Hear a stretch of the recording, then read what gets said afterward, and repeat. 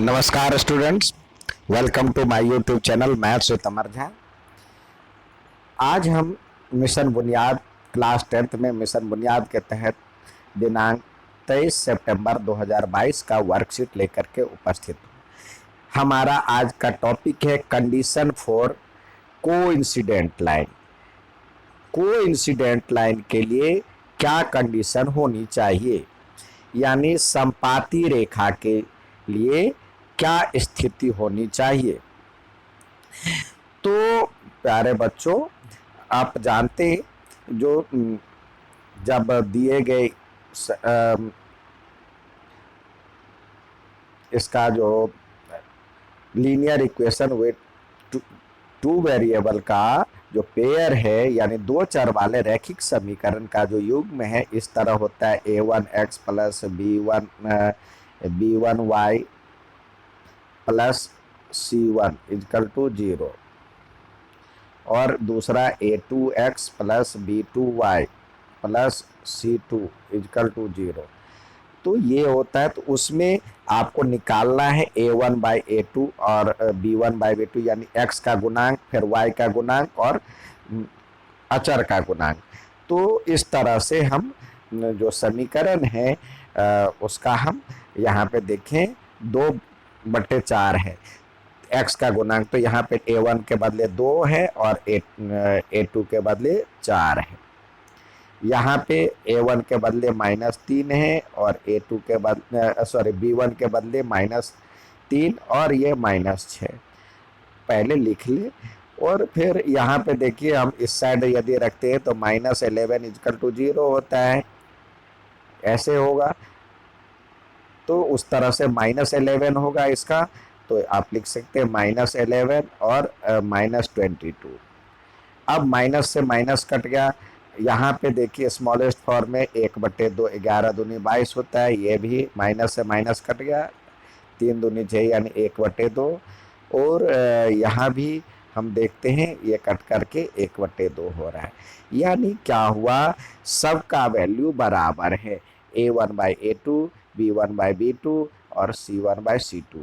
तीनों यदि बराबर हो, a1/a2 बराबर में b1/b2 बराबर में c1/c2 हो, तो क्या होगा, इसको कहते हैं the line represented by given pair of equation are coincident line. यदि तीनों बराबर हो, a1/a2, b1/b2 और c1/c2, तो इसको कोइंसिडेंट लाइन कहेंगे, यानी संपाती रेखा कहेंगे।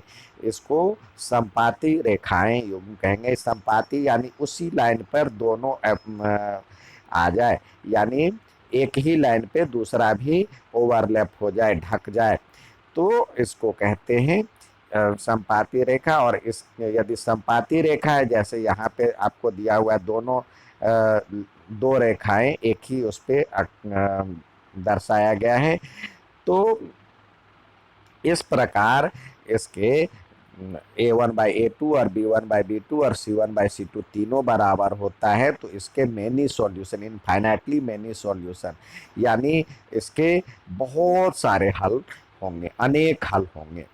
ठीक है, तो a1/8 हमने क्या सीखा वीडियो में, जो इस वीक में, यदि a1/a2 अपॉन में b1/b2 हो, बराबर नहीं हो, तो ये हो जाएगा प्रतिच्छेदी रेखा, प्रतिच्छेदी रेखा, यानी प्रतिच्छेद करने वाली रेखा। तो इस जिसको हम कहते हैं, यानी इंग्लिश में हम कह सकते हैं इंटरसेक्टिंग लाइन, इंटरसेक्टिंग लाइन। और इसके वन सॉल्यूशन होंगे, ओनली वन सॉल्यूशन। यदि एक ही हल होंगे, अद्वितीय हल, यदि a1/a2 बराबर है b1/b2 और बराबर नहीं है c1/c2, तो ये होगा पैरेलल लाइन,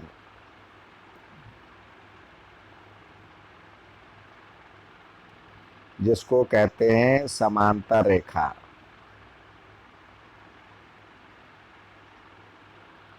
और कोई हल नहीं, नो सॉल्यूशन, कोई हल नहीं।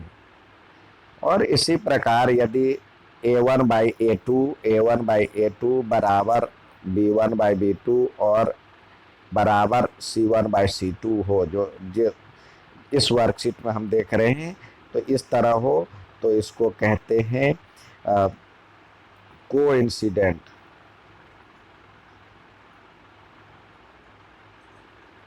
कोइंसिडेंट यानी समपाती रेखा। इसके अनेक हल होंगे, मेनी सॉल्यूशन। ठीक है, आइए अब दिए गए प्रश्न को देखें। अब जैसे यहाँ पे a1/a2 लिखें, फिर b1/b2 लिखें, फिर c1/c2 लिखें।